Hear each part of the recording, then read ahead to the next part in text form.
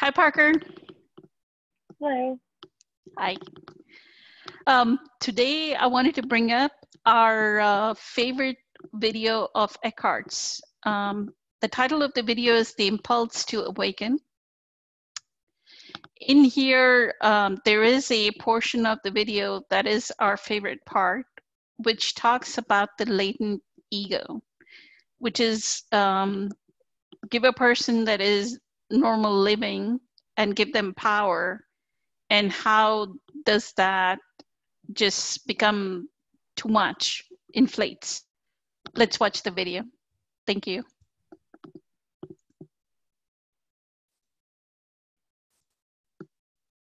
Exploiting all these workers, we need to remove the power from these capitalists, and the state will run things.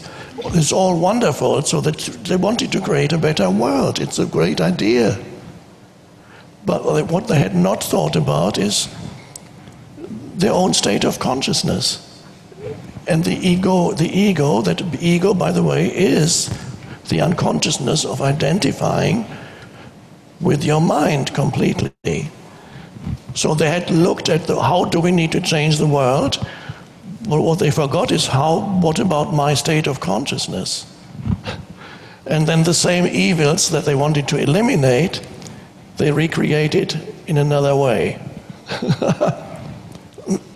And you find it in all the countries, in many third world countries, where every few years the government gets overthrown and a new government comes in. And of course, very often the people who want to overthrow the government, they have good intentions. They say, these people are corrupt, we need to get rid of them. Look, they're exploiting the people. True, true, true. So vote me in, or don't vote, I'll whether you want me or not, I will remove this government, this corrupt government, and I will create a better government for you people. And the moment they achieve power, the latent ego in them suddenly grows. Give power to a seemingly meek person who has no worldly power, and seems, oh, this person is relatively egoless. This is a person who has a job, he's told what to do, and he does it, or she. Seems the ego is always in the politicians, they have the big egos, and look, this man has virtually no ego. The moment and this is because the ego has not many opportunities to enhance itself. The only place where his ego functions is at home, when he relates to his wife and his children. That's where the ego can have a little bit of strengthening. But give this person real power, and the ego will suddenly, the latent ego will suddenly grow to a monstrous size. And this has even happened in spiritual communities. There was a spiritual community in Oregon last century where some of you may know it. Osho, the spiritual teacher, had a community in Oregon. A few people were given power in that community, and they were very, very meek and mild people. Especially one woman was given all power. A woman was before very, very almost subservient and seemed to have no ego whatsoever. And the moment she was given power, it only took a few weeks, a few months, and suddenly ego inflation happened very quickly. And suddenly you have a monster there, and suddenly people started walking around with machine guns in the spiritual ashram.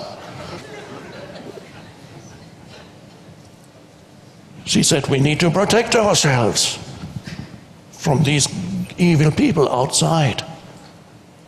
The ego loves its enemies. It needs its enemies in order to enhance its own fictitious sense of self. So it creates the enemies, totally unconscious.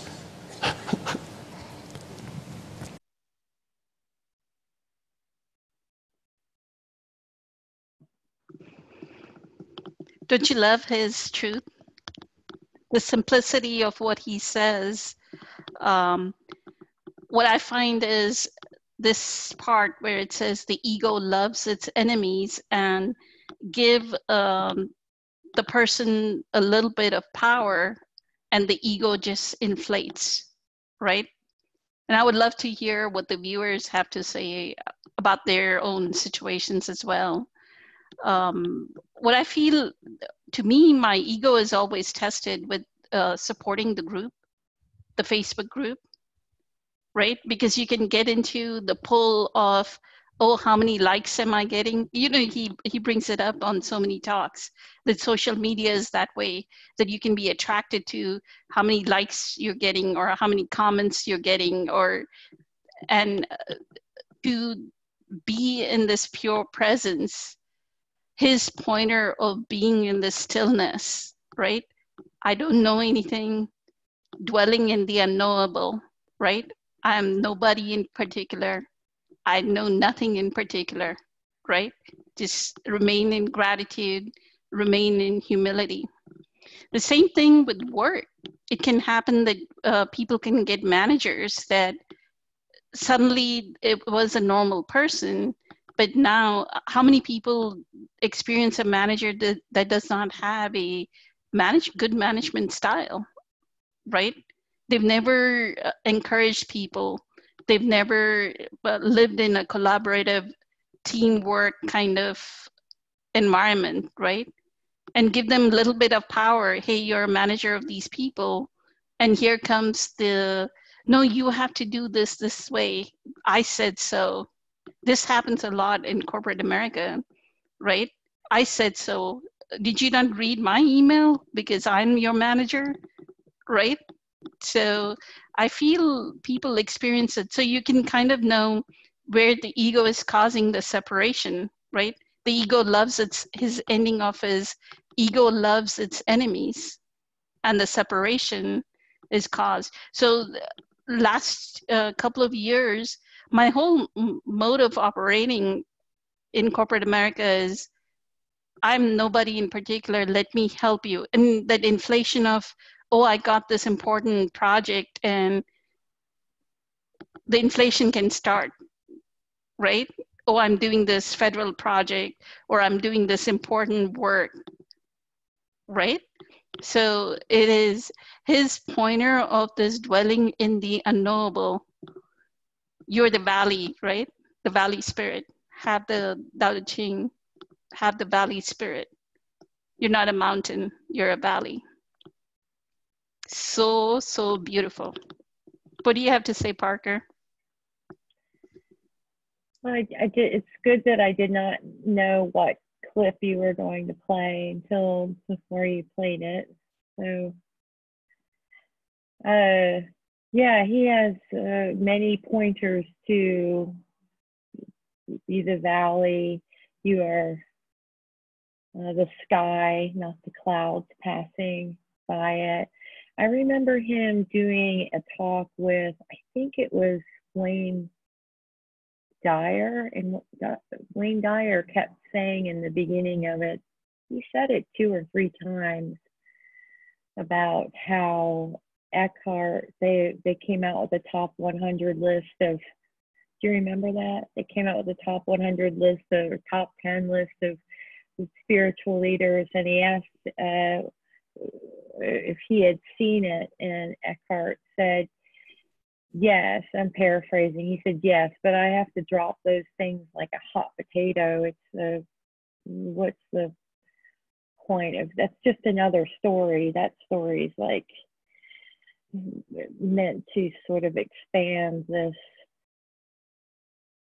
sense of selfness. And it's also interesting that you played that clip. I'm not sure if you've seen Wild Wild Country. It's a Netflix, I think it's a Netflix series. I saw it not too long ago, and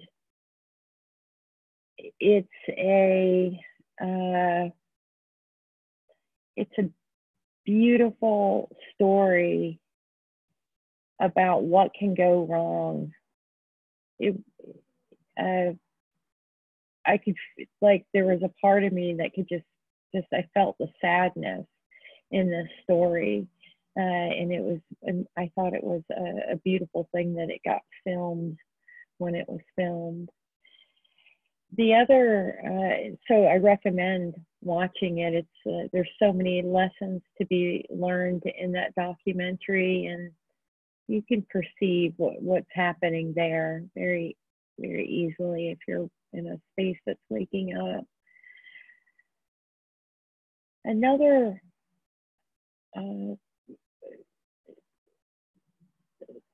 Oprah asked Eckhart, here's something else. Oprah asked Eckhart, are you woke? Something like that. Are you woke, Eckhart?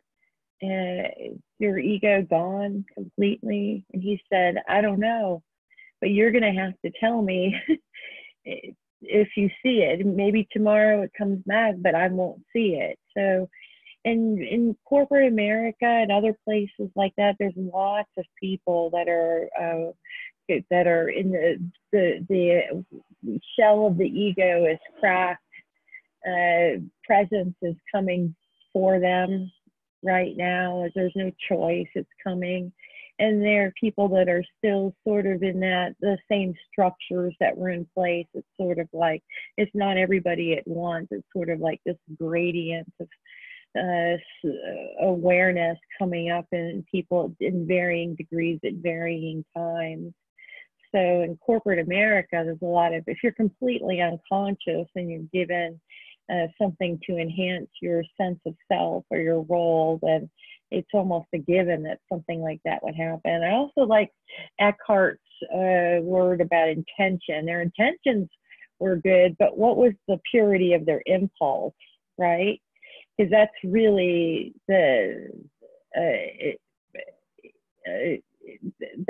really governs how we'll see it, and to be aware that it can happen, and to see the little things as, you know, the little patterns inside that want to restore a sense of identity or self. If we're catching those, and the bigger stuff, there's a good chance it won't come. But then you see Eckhart, who's right in the material world, he's achieving success and all the trappings of that. It can make a person sleepy. A conscious person that's waking up, it would fall back asleep because it's just so attractive and comfortable. We forget that peacefulness. We forget that peacefulness, or we start seeking it and don't know we're seeking it, right? So just being open to seeing where we're at and being authentic with